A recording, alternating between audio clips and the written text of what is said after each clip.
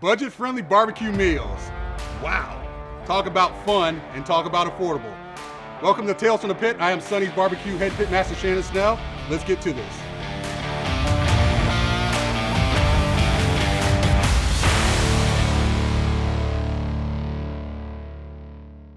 Hey guys, I am Sonny's Barbecue Pitmaster Shannon Snell, and today I am here with a budget-friendly barbecue meal prep. Today, I'm gonna show you how I do my world famous, said again, world famous because nobody's doing it like me, smoked mac and cheese.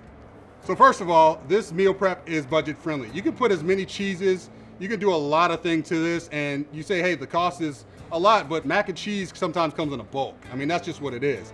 You can do a lot of it at one time, you can freeze it, you can put it in your fridge for up to 7 days, specifically this one. So make your mac and cheese tasty, and I'm gonna show you how to do a really tasty one right now, and you're gonna be able to kind of divvy it up to where you can have mac and cheese all week. All right, so what I have in front of me is some elbow noodles.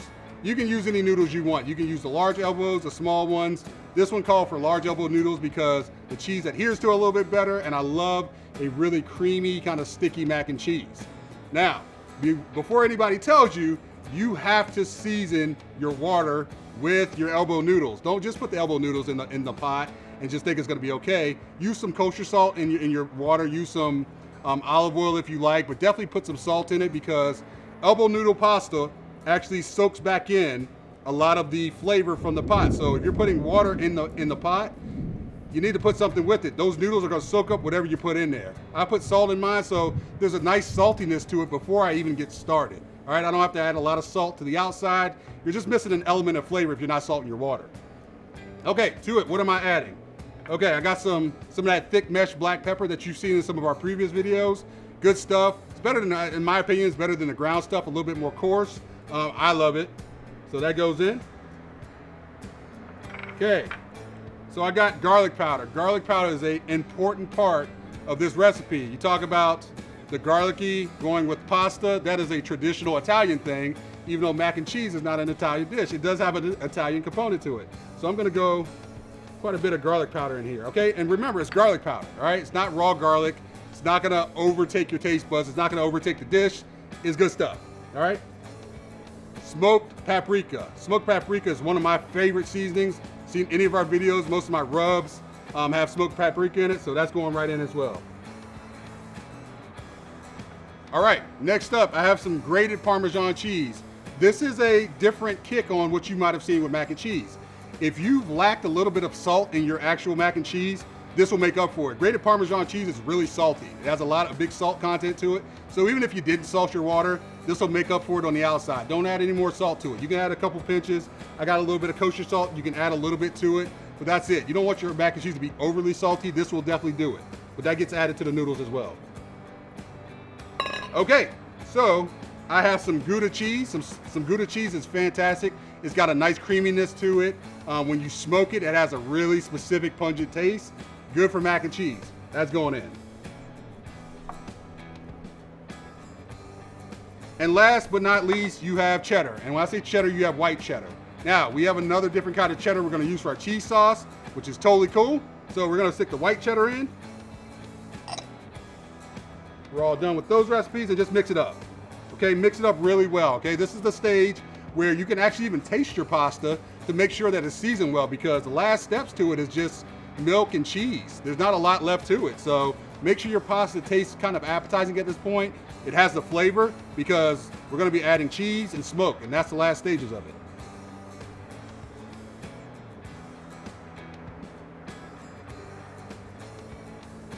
All right, so while this is done, we can go stick this in the fridge just for waiting time because we gotta create our cheese sauce. It's gonna be super simple, so I'm gonna go stick this in the fridge, get my burner all set up, and I'll be right back. Okay, so I'm currently melting some butter here because I'm gonna make a roux. Any great mac and cheese recipe has a roux that has in its cheese sauce. It's just a thickening agent that makes that cheese a little bit stickier, makes it stick to that pasta a little bit better. So I just melted some unsalted butter in here, and I'm just gonna add some flour. Now, match your unsalted butter to your flour. So if you do 4 tablespoons of melted butter, then make sure you do 4 tablespoons of melted flour, And you're gonna see it kind of turn. You're gonna see that flour Make sure you're whisking it throughout the entire process. You're gonna see it kind of foam up, have like a, almost kind of a pasty look to it. It's just thickening. You're just getting that flour incorporated into that butter fat to have a really nice roux when you start to pour that milk in, or heavy cream.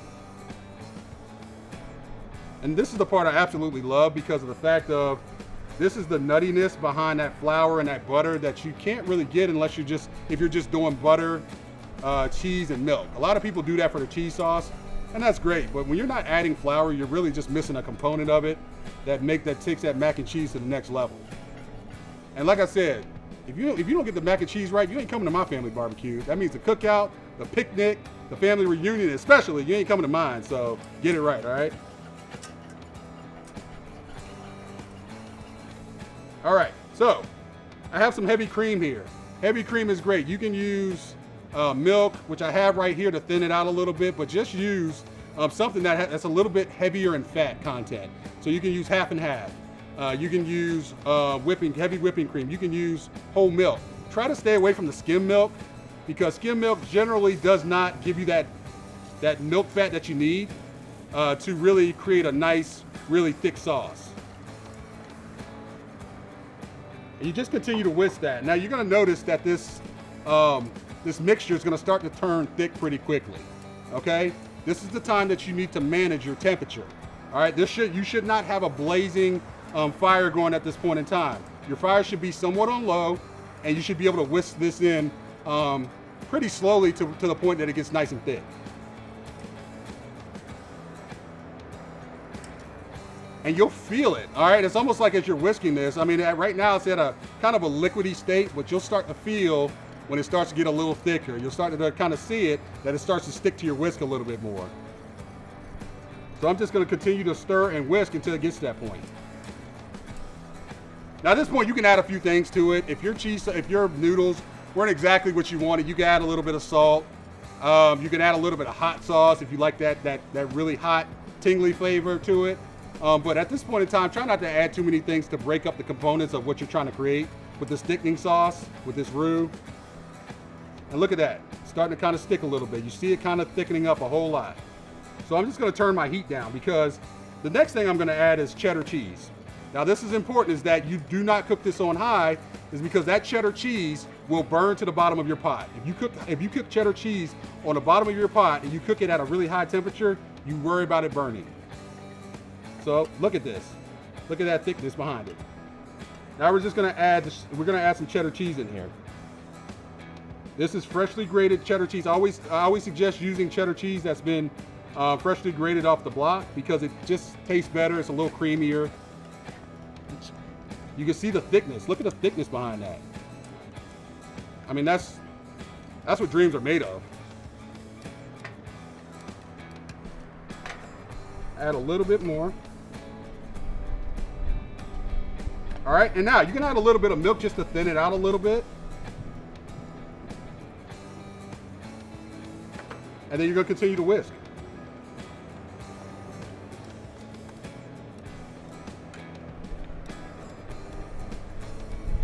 Look at that nice cheese and how it's turned out. Look at that. I'm gonna taste it and make sure it's okay. Yep, I got it right. All right, so we're gonna continue to whisk. I'm gonna add a little bit more milk. So I'm gonna throw it everywhere. Like so. I'm gonna continue to whisk that. I mean, that's great cheese sauce. That's natural cheese sauce. Don't go get any of the fake stuff, okay? This cheese sauce is very cost efficient. You can add any cheese you want to add. It doesn't need to just be cheddar cheese. It doesn't need to be the cheeses that I highlighted today. We talk about it being budget friendly because the cool thing behind it is you can add more flavor by smoke. If you have a smoker outside, if you have a grill outside that you can make into a smoker, matter of fact, check our previous videos of how to make a grill into a smoker. That's really important, right? Because if you have a grill outside, you can do that. Just continue to whisk it, and you're gonna add that flavor with that smoke as well, which I'm gonna do myself. This is the cool stuff because I get to test my baking skills, if you will. All right, that's good. All right, so I'm gonna turn this off, let it cool for just a second, put it off to the side. I'm gonna go get my noodles, and we're gonna combine everything and we're gonna throw it on our smoker. So I'll be right back. All right, cheese sauce is done, noodles are done. All we got left to do is cook it. So what I'm gonna do is just take my cheese sauce. I'm gonna go right on, oh boy. You talk about the money shot pour, look at that.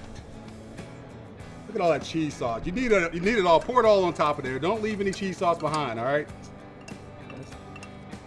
No cheese sauce left behind. All of it goes into the baking dish, right on top. Okay? Now you have some reserved milk over here. If your cheese sauce is too thick, add a little bit of milk to it. That's really important. That milk fat will help break it down a little bit. We're gonna kind of just stir this up. I mean, come on, man. You could eat that just as it is. That's the good stuff. Get it all nice and incorporated in here.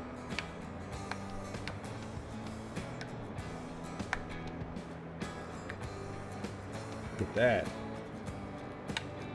Feels good, smells good. I mean, listen, that paprika, that smell of paprika is absolutely just ridiculous. I've always been a big fan of it, but incorporated into mac and cheese with all this creaminess, come on, man. Now, the pitmaster in me says, hey, what else can I do to this? What's the next step? And I think you guys know what's coming. So I'm gonna flatten this baby out. I'm gonna add just a little bit more milk because make it a little creamier. And just realize when you stick this on the smoker, those noodles are gonna absorb some of this liquid. All right, so you want it a little bit runnier because it's still gotta bake. So I can go all in with that milk and still mix it all the way up. That portion's done. Now, only thing left to do is we're gonna top it with some cheese, all right? You're gonna top it with the rest of that cheddar cheese that you had from earlier. Okay, you may have a little bit of Gouda, you may have something else left, but that's enough cheese. So the only thing we're gonna do now is we're gonna set our smoker to 350 degrees. Gonna open it up, it's gonna go on there for about 30 minutes, then it's gonna come out with a masterpiece. So we're gonna set that, we're gonna set it, forget it, in our pellet smoker. So I'll be back, let's set it in there and let's see what we come out with.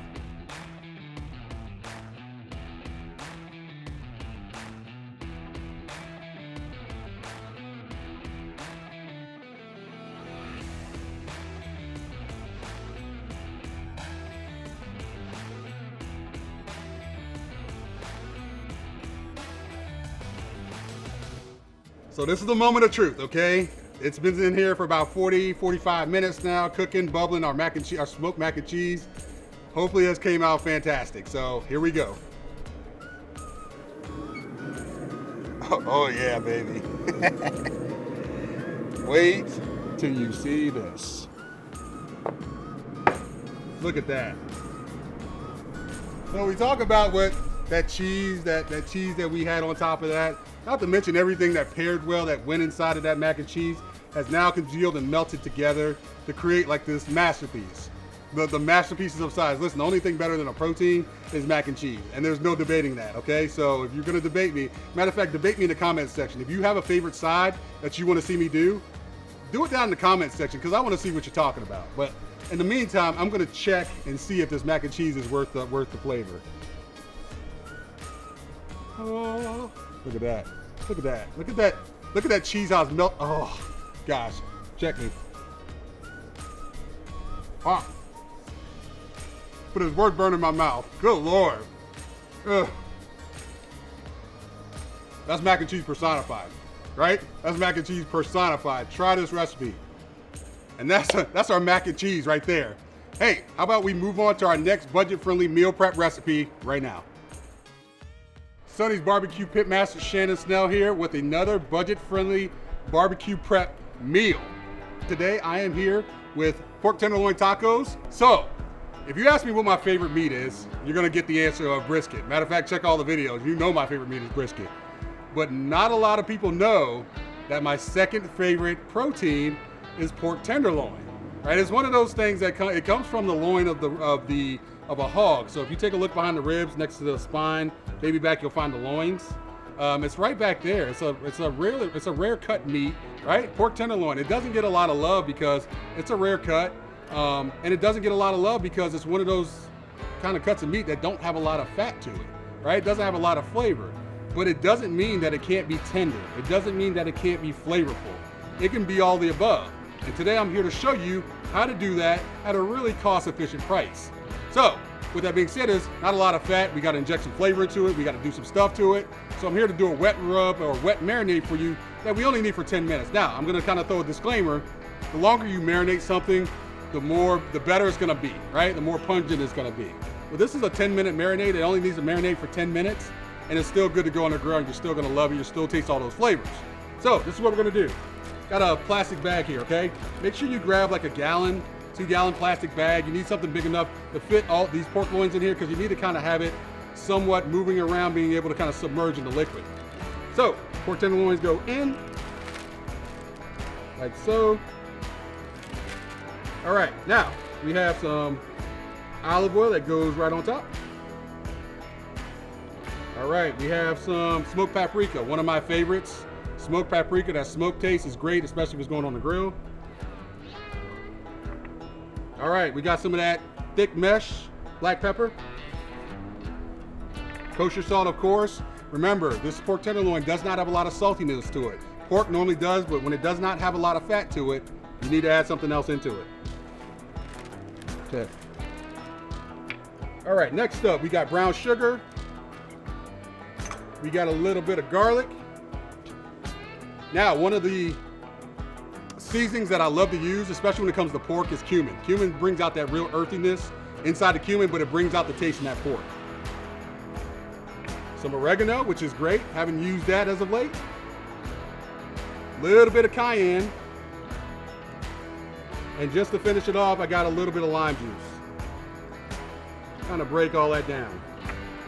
All right, seal it up. Get all that air out.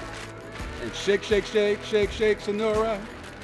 I'm not a good singer, but whatever, you know, it is what it is. But hey, we're gonna shake this up. All right, this needs to marinate for 10 minutes, okay? I'm gonna take this to the fridge, 10 minutes, all right? We're gonna get on the grill. We're gonna do some cool stuff with our tortillas. I'll be back. All right, so pork tenderloin is in there marinating. Feel good about it, love the seasoning and the spices that I did to it. But I wanna step it up a notch, right? I'm doing pork tenderloin tacos. I wanna be able to grill these tortillas up. So I have some street flour tortillas that I'm gonna stick on the grill. Now this grill is really hot, all right? I got it on high. This is only gonna take it a few seconds. You're gonna notice these flour tortillas bubbling up pretty quickly. All right, like I said, they don't take long. It's a quick turnover. So they just go on flat down. You don't have to spread anything on them. You don't have to put anything on them. Tortillas down, tortillas bubbling up. As you can see right there, tortillas popping up. You can see that bubbliness. You can see, even if I flip that, I just put down that grill mark that came on that, we're gonna leave it there for just a few more seconds. Look at it bubbling up. That feels good. When you work so hard over a piece of protein, you wanna make sure everything that's accompanying it is just as good. And that means the tortillas. And the good thing about having this shelf up top is that you can just put it right on up there and keep them kind of warm and keep them heating while you go into the next ones. And we're talking budget friendly. Tortillas don't cost that much. You can get them in bulk. You can have them laying around. They could be in your house for a couple of weeks, and you know, you just take them on out to the grill and make them special. That's what the best thing about them is. We're gonna finish these tortillas up, pull these things off, and then pork tenderloin time. So see you guys in just a second. All right, so we've been marinating for 10 minutes. Our pork tenderloin has been. They're looking good. They're looking really seasoned up. So time to get them on the grill. We wanted our grill to get somewhere between 350 and 400 degrees. So here we are. So now it's time to go on with them. Sizzle, sizzle, sizzle, here I come. Oh yeah, baby. Look at that. Look how seasoned it is. Once again, if you let it sit overnight, that's awesome. But if you let it sit for 10 minutes, it's still gonna be awesome. Look at all those seasonings. Look at how that flame is shooting up on it, right? Getting all that oil. It's nice to have the oil on it because it's gonna be able to build some char. It's gonna be able to shoot those flames up a little bit. That feels good. That feels exactly what you want to happen. These pork tenderloin are going to be on here for roughly about 15 to 20 minutes.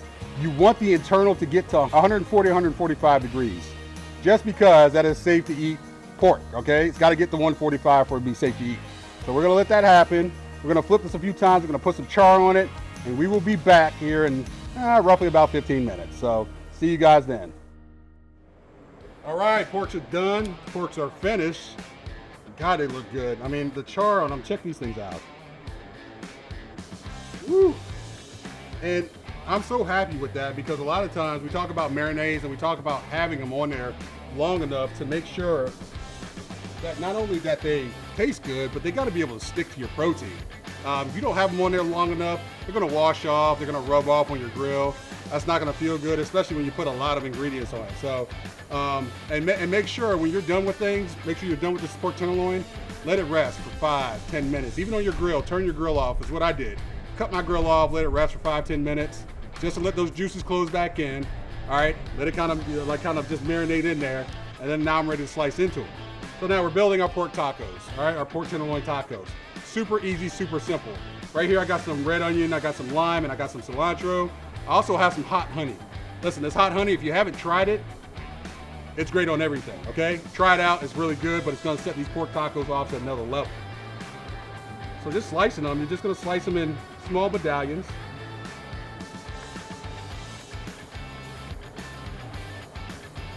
And this is actually cutting through like butter. My knife is sharp, yeah, absolutely. You take a look at this. Look at that. Still got some of that nice pink ring in the middle that got cooked up to 145. Still feels good, it's not overcooked. Got some juiciness to it, that flavor, good gosh. I even taste that cayenne, which I'm super excited about, so. All right, slice off a few more here. Like so, bam, I'm good. And then just build your tacos, all right? You got them here. A couple pieces of pork, a little bit of onion, some cilantro, a squeeze of lime in there, and a little bit of hot honey. Woo! Fire! Check this out. We'll build one more here. Like I said, a couple pieces of pork, and like I said, little goes a long way. These pork tenderloins, they're wide. They expand when they're cooking at such a high temperature. Little red onion. Now you can put a little sour cream on there. You can put whatever you want on there. I just want to go for the traditional. Let the pork talk for itself. Bam, little Mike's hot honey. So, all right. Pitmaster privilege. Got to take my bite. Here we go.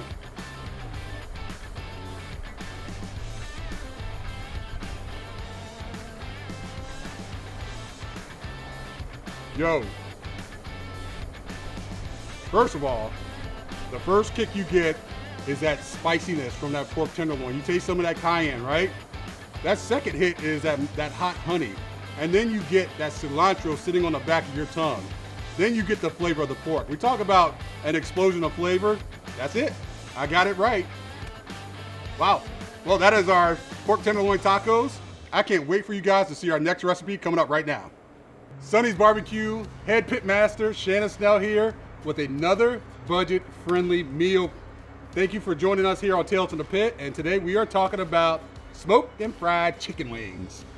This is one of my favorite foods ever. Chicken wings, I eat at parties, I eat them at tailgates, I eat them everywhere. By the way, go Gators. Yeah, I eat them absolutely everywhere, right? I love chicken wings. They are like the all-American food.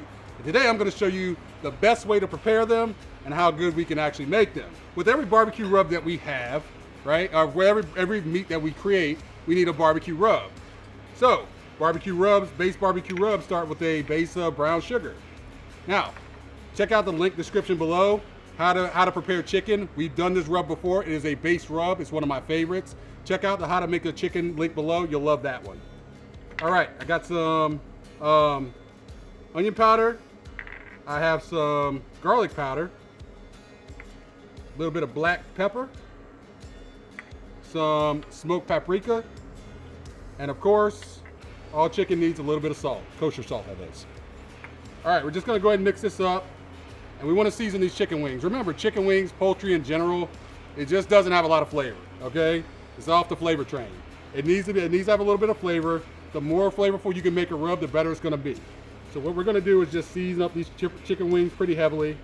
Now this rub is good for about 10 chicken wings, okay? If you want more, if you're doing 20 or whatever, just make sure you double, triple, whatever you're gonna do with the recipe. But this is good for about 10.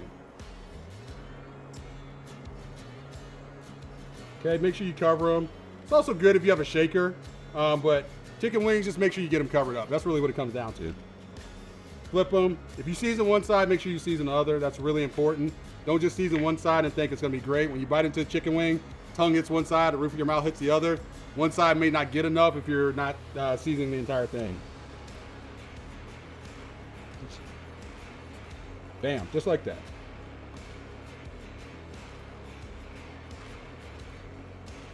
All right, cool. That's great. All right, now, you can see next to me, one of the first times we used a kind of a fryer on Tales on the Pit. So welcome, fryer. I'm Shannon, local pit master. We're gonna do our thing with this. It's gonna be our finisher, if you will. But right now, we're gonna take these chicken wings and get them on our smoker to smoke for a little bit. So let's head on over.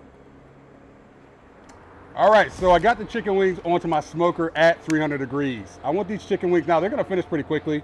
It's a thin bone-in meat. Chicken wings don't take very long, but I definitely wanna get them some smoke before I finish them off with some of the goodness over here in just a few minutes. But if you take a look, you can see they're starting to kind of turn. They're starting to absorb that rub, starting to turn those nice colors from that smoke. And this is the great thing about a pellet grill, because you can set it, forget it. Doesn't need a whole lot of flame management, but it still delivers a nice amount of smoke. So if you're firing up down there, these chicken wings are starting to harden up a little bit, which means they're getting cooked. So we're gonna let these cook a little bit. While we do this, while these cook, we're gonna tend to our bourbon sauce. So let's get on that. All right, cool. So now we're about to make our bourbon sauce. The cool thing about a combo grill, or actually like a triple combo grill, is that it has this offset burner. And you can create good sauces. You can do some pan-fried stuff over here. What I'm doing is I'm gonna create a sauce for our chicken wings, right? And when I say a sauce, not a normal sauce, right? I'm a bourbon fan, right? I love me some bourbon. But first of all, I'm gonna add some butter. And to that butter, I'm just gonna reduce down some of this bourbon. All right, we're gonna get that kind of firing up. We're gonna reduce it down. Now, when you're reducing down something, that means you're cooking out a lot of the alcohol. So you're cooking out a lot of the stuff that's really gonna be strong and your guests are not gonna love. But I still do want the flavor of that bourbony kind of really deep flavor. You can see right now that it's starting to bubble up, that thing is about to start reducing down. Once again, when I say reduce down, you wanna cook it down. It's gonna reduce down to around half the size of what it originally was. And you're just gonna get the flavor. Alcohol's gone, alcohol is evaporated. Now you got is the flavor of the bourbon left. You can even see, and as I'm holding my pan, it's already kind of reduced down to a level that's manageable at this point. Honey goes in next. Right, you want those honeys, those sugars to kind of break down. You need them to cook off. You want them to cook off. We're gonna get that up to a little bit of a rolling boil. Now I'm gonna throw in a little bit of hot sauce. You can use Tabascos, you can use Frank's, you can use any kind of hot sauce that really strikes your fancy. And a little bit of garlic to kind of just set the mood right. That's raw garlic, okay? Not garlic powder, so a little bit goes a very, very long way. So what we'll do is we'll let this kind of reduce down and we'll let this cook off for maybe like the next 15 minutes, and then we'll let it cool down. That's where we're gonna toss our wings in at the end of this recipe. All right, so chicken wings are done. Pull them out, they're fantastic. Cook them up to 160 degrees. That's good enough because they're gonna climb to 165. Anything that you grill or you smoke, just remember, there's gonna be an extra 5 degrees that they kind of move up to. But with that being said, is that I still want that crunch, that little bit of crisp, that goodness that we have on a chicken wing. That's just what it is. You know, I went to Buffalo, New York and had chicken wings. I was like, man, I love the crunch on them. So I want to create my own crunch in my own crazy pit master mind. So that's what I'm going to do. So I have my fryer set to 375 degrees. It's a little tabletop fryer. They're great. They're great for everything. They're great for road trips out, like anywhere you might go. So get yourself one. We're going to just drop our chicken wings in the basket and pretty much flash fry them for maybe about a minute. Could go a little longer, just depending on the size of the chicken wing. Now, noticing these chicken wings, they're pretty huge, so keep that in mind. If you want a little bit longer, that's totally fine, but I start at a minute and then I'll move up from there. So, once again, my recipe that you see here today is good for 10 chicken wings. If you have smaller ones, it could be for 15, but between the 10 and 15, that should be a perfect amount. Tomatoes. I like that. Listen, there's something to be said about double timing wings, right? Whether you smoke them and grill them and fry them and smoke them, just like I'm doing here today.